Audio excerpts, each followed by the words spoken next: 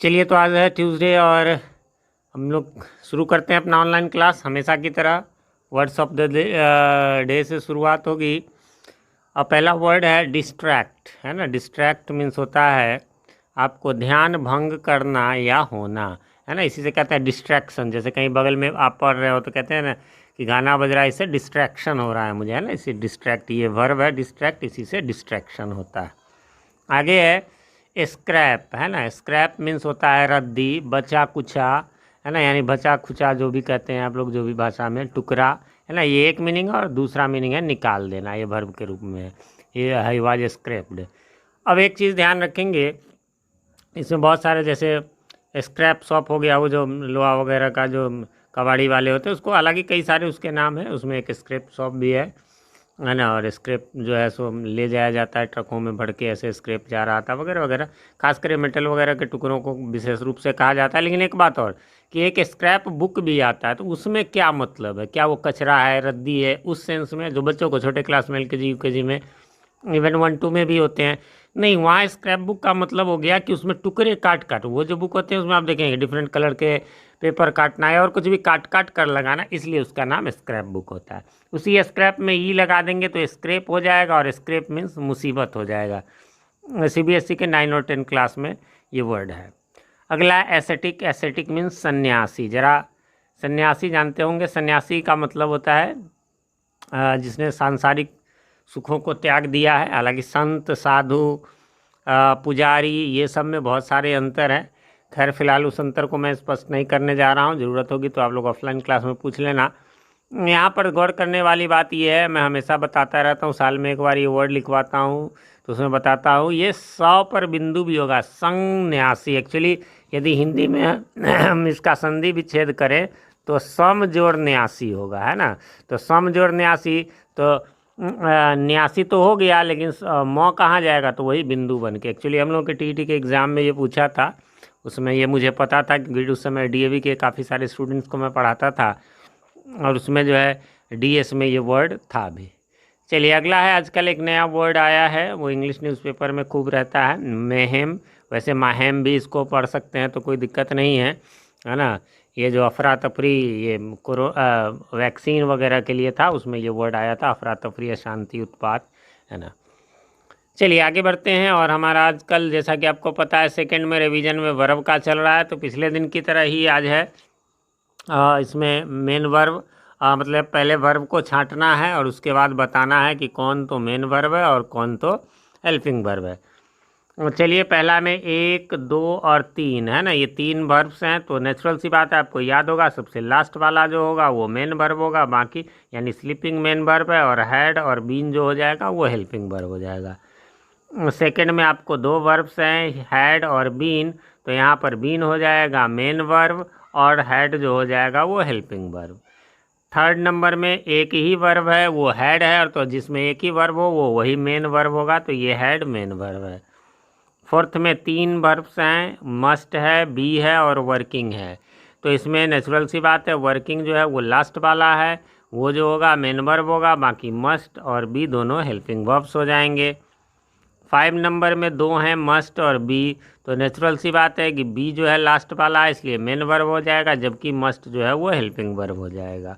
6 number में ज़रा देखेंगे, 1 2 3 और ये 4, है ना। 4 वर्ब्स हैं, लेकिन फिर भी कोई फ़र्क नहीं पड़ता, सिर्फ लास्ट वाला है, यानी कि प्लेइंग जो होगा वो प्रिंसिपल वर्ब होगा, बाकी शैल, हैव और बीन तीनों के तीनों जो हो जाएंगे वो हेल्पिंग वर्ब्स होंगे। ठीक है, आगे बढ़ते हैं। और अगला है हमारा 7 नंबर, उसमें भी आपको जो है 1 2 और 3 है, तो नेचुरल सी बात है, तीसरा जो होगा वो बीन जो है वो मेन वर्ब हो जाएगा, और शैल और हैव जो होगा वो हेल्पिंग वर्ब होगा। 8 नंबर में 2 ही वर्ब है, ध्यान रखेंगे, शैल और हैव, वर्क नहीं है। वर्क वर्ब होता है, बट यहाँ नाउन का काम कर रहा है, क्योंकि इसके पहले एडजेक्टिव नो लगा हुआ है ना। और वर्ब की तरह काम भी नहीं करा, वर्ब रहता है तो सब्जेक्ट के बाद ही रहता है। तो यहाँ पर शैल और हैव है, तो हैव हो जाएगा मेन वर्ब और शैल हो जाएगा हेल्पिंग वर्ब। 9 नंबर में शैल और बी 2 हैं, तो इसमें बी हो जाएगा मेन वर्ब, और शैल जो हो जाएगा वो हो जाएगा हेल्पिंग वर्ब।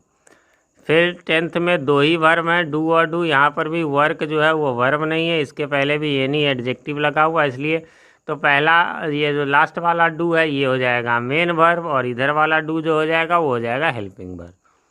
क्योंकि वर्ब के ही रिवीजन अभी चलेंगे तो अब नेक्स्ट में आप देख सकते हैं ऑब्जेक्ट्स लिखा हुआ है, नहीं अगले दिन ऑब्जेक्ट छांटना है। एक बार रिवाइज करके आप लोग आएंगे। चलिए बढ़ते हैं आगे, और अगला है हमारा प्रीपोजिशंस चल रहा है। तो प्रीपोजिशंस में आज हमारा है एट, बहुत ही कॉमन है, जानते हैं आप सब। पहला है समय सूचक शब्दों के साथ, प्रॉक्सिमिटी इन टाइम। जैसे ही विल कम एट, है ना, 4 o'clock। इसी प्रकार she will come at night. ठीक है, एक दूसरा है छोटे स्थान के पहले, before the name of a small place, है ना। She lives at Balurghat, he lives at Muzaffarpur. ध्यान देंगे इसमें थोड़ा सा अलग से कि ये जो है छोटे प्लेस मैंने कहा, लेकिन अब यहाँ बालूघाट छोटा हो गया, मोहल्ला हो गया, शहर भी छोटा बड़ा जो आप लगा सकते हैं, बड़े में जो है इन लगता है। ठीक है, लेकिन ज़रा एक गौर कर लेंगे, यहाँ पर यदि रहे एक ही आदमी, सी लिव्स एट बालूघाट इन मुजफ्फरपुर, तब हो जाएगा। हाँ, कोई स्टेट छोटा हो बड़ा हो, स्टेट में, कंट्री के नेम में, कंटिनेंट के नेम में हमेशा इन लगाएंगे। मोहल्ला शहर में आप एट भी लगा सकते हैं, कोई दिक्कत नहीं है। चलिए, इसके अलावा कीमत दर चाल, यानी किसी चीज़ का प्राइस बताना हो, है ना, रेट बताना हो, स्पीड बताना हो, तो आपको उसमें एट लगता है। Rice sells at ₹40 a kilo. आगे हम लोग पढ़ेंगे कि जब फॉर लिखा रहेगा इसका मतलब जितना चावल था वो सब, लेकिन एट 40 का मतलब हो गया कि इसका रेट है 40। आगे बढ़ेंगे, इसका सेकेंड एग्जाम्पल भी ज़रा देख लेते हैं। The train is running at 60 kilometre an hour या पर आवर जो भी कहिए। और हाँ, ये चौथा भी जो है डी जो है यह भी बहुत इंपॉर्टेंट है, अस्थायी कार्य के लिए यानी टेम्पररी एक्शन के लिए। ही इज़ एट वर्क, है ना, at work. At play, she is at play, यानी वर्क जो है ये कोई टेम्पररी वर्क है, घंटा 2 घंटा 4 घंटा का। प्ले क्या होता है, घंटा 2 घंटा के लिए, ये ध्यान रखेंगे।